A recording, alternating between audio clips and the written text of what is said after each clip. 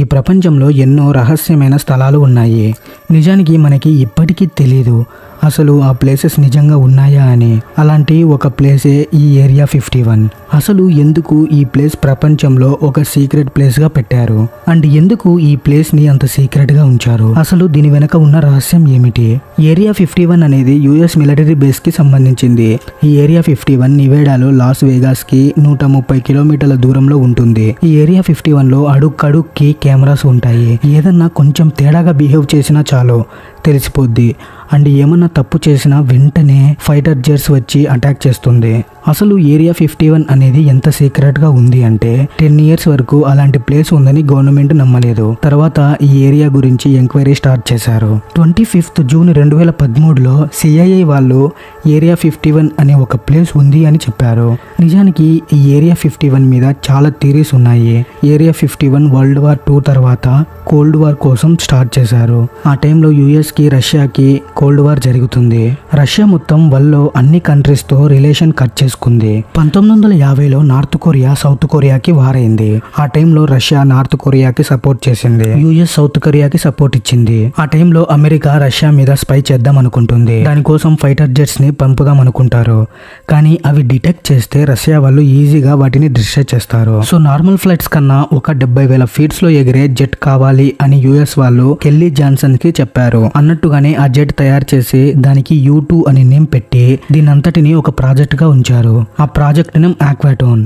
కానీ ఆ ప్లేన్ గురించి ప్రపంచానికి తెలియకుండా ఉంచారు. సో ఆ ప్లేన్ ని నార్మల్ ఎయిర్ ఫోర్స్ బేస్ మీద టెస్ట్ చేయలేరు. అప్పుడు వాళ్ళకి వచ్చిన ఐడియా ఈ ఏరియా 51. ఆల్రెడీ ఆ ప్లేస్ మీద న్యాచురల్ రన్వే ఉండడంతో ఆ ప్లేస్ ని కార్గో ఫ్లైట్ లో అక్కడికి తెచ్చి అక్కడ టెస్ట్ చేయించేవారు. నెక్స్ట్ 3 months లో అక్కడ బేస్ ని తయారు చేశారు. తర్వాత యుఎస్ఏ రష్యా మీద స్పైయింగ్ చేద్దాం అనుకుని U2 ఫ్లైట్ ని పంపారు. కానీ అనుకోకుండా ఆ ఫ్లైట్ ని రష్యా వాళ్ళు డిటెక్ట్ చేశారు. ఈలోగా మళ్ళీ యుఎస్ఏ వాళ్ళు ఆ ఫ్లైట్ ని వెనక్కి తెచ్చుకున్నారు. May 1, 1960లో U2 ఫ్లైట్ ని రష్యా వాళ్ళు మిసైల్ తో డిస్ట్రాయ్ చేసేశారు. ఆ తర్వాత ఈ విషయం అందరికీ తెలిసింది. సిఐఏ వాళ్ళు అందరికీ ఏరియా 51 గురించి చెప్పారు. ఏరియా 51 లో పనిచేసే వాళ్ళని ప్లేన్ లో ట్రావెల్ చేయిస్తారు. ఆ ప్లేన్ కి ఎలాంటి బ్రాండ్ ఉండదు, జస్ట్ ఒక రెడ్ లైన్ ఉంటుంది. ఈ ప్లేన్ ని జెనెట్ అని పిలిచేవారు. నిజానికి ఈ జెనెట్ తప్ప ఏరియా 51 లో ఏ ఫ్లైట్ ల్యాండ్ అవ్వదు. ఏరియా 51 గురించి ఒక 2 థియరీస్ అందరూ బాగా నమ్ముతారు. అందులో మొదటిది ఏంటంటే యుఎస్ఏ వేరే కంట్రీస్ ఫ్లైట్ ని దొంగతనం చేసి ఆ ఏరియా 51 లో ఆ టెక్నాలజీ మీద వర్క్ చేస్తూ ఉంటారు అని అనేవారు. కోల్డ్ వార్ రీజన్ వల్ల రష్యా ఫ్లైట్స్ ని యుఎస్ఏ వాళ్ళు వేరే కంట్రీస్ తో కలిసి దొంగలించేవారు. ఎందుకంటే ఆ ఫ్లైట్స్ యుఎస్ఏ వాళ్ళకన్నా అడ్వాన్స్డ్ గా ఉండేవి. ఇదంతా చేసి మళ్ళీ మాకేం తెలీదు అని అనేవారంట. యుఎస్ఏ వాళ్ళు ఇప్పటిదాకా ఎవరిని మూన్ మీదకి పంపలేదు. కోల్డ్ వార్ రీజన్ వల్ల యుఎస్ఏ రష్యాకి స్పేస్ లో కూడా వార్ స్టార్ట్ అయింది. పోటాపోటీగా ఇద్దరు శాటిలైట్స్ ని పంపించుకుంటున్నారు. తర్వాత రష్యా వాళ్ళు ఒక డాగ్ ని స్పేస్ లోకి పంపారు.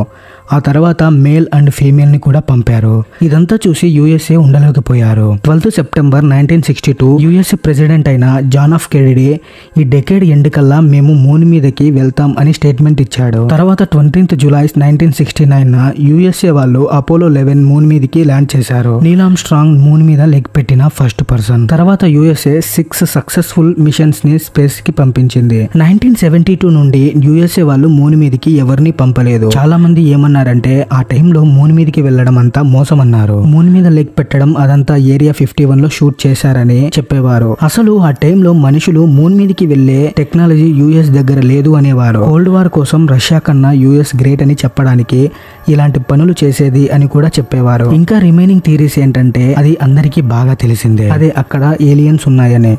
దానివల్లనే మొత్తం ప్రపంచానికి ఈ ఏరియా 51 గురించి తెలిసింది. 1947లో జరిగిన రోస్వెల్ క్రాష్ నుండి స్టార్ట్ అయింది. విలియం అనే ఒక ఫార్మర్ రోస్వెల్ లో ఫార్మింగ్ చేస్తూ ఉంటాడు. 14 జూన్ 1947 ఆకాశం నుండి రౌండ్ షేప్ లో ఉన్న ఆబ్జెక్ట్ ఫాస్ట్ గా ల్యాండ్ మీదకి రావడం చూశాడు. అలా తను ఉన్న ప్లేస్ నుండి దూరంగా వెళ్లి పడింది. ఆ ఫార్మర్ అక్కడికి వెళ్లి చూశాడు.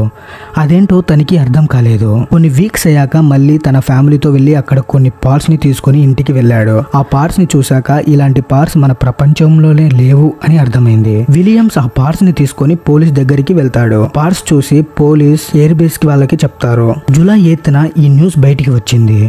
జనాలందరూ చూసి షాక్ అయ్యారు.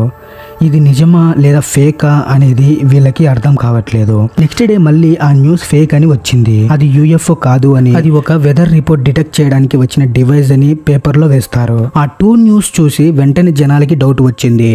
యూఎఫ్ఓకి సంబంధించిన పార్ట్స్ అన్ని తీసుకెళ్లి రీసెర్చ్ చేస్తున్నారని జనాలు ఆటోమేటిక్ గా అనుకోవడం స్టార్ట్ చేశారు. ఆ ప్లేస్ లో పార్ట్స్ ని కలెక్ట్ చేసుకోవడానికి వెళ్ళిన ఆఫీసర్ ని ఇంటర్వ్యూ చేస్తే తను చెప్పింది ఏంటంటే అది వెదర్ బెలూన్ కాదు అని, అందులో యూజ్ చేసిన మెటల్ నేను ఇప్పటిదాకా చూడలేదు అని చెప్పాడు. అది చాలా థిన్ గా లైట్ వెయిట్ గా ఉంది అని చెప్పాడు. ఇది ఎర్త్ కి సంబంధించిందే కాదు అని కూడా చెప్పాడు. అదంతా విన్నాక జనాలకి ఏరియా 51 మీద ఇంకా డౌట్ పెరిగింది. యూఎఫ్ఓలో ఒక ఏలియన్ కూడా ఉంది అని అనుకునేవారు జనాలు.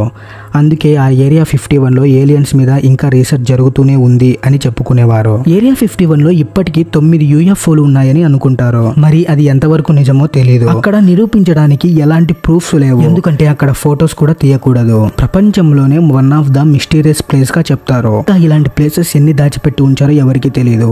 That's it guys. ఈ వీడియో మీకు ఎలా అనిపించిందో కింద కామెంట్ అయితే చేయండి. అలాగే వీడియో నచ్చితే ప్లీజ్ వీడియోకి లైక్ చేసి సబ్స్క్రైబ్ చేసుకోవడం మాత్రం మర్చిపోకండి. మరో మంచి వీడియోతో మీ ముందుకు వస్తాను. అంతవరకు బాయ్.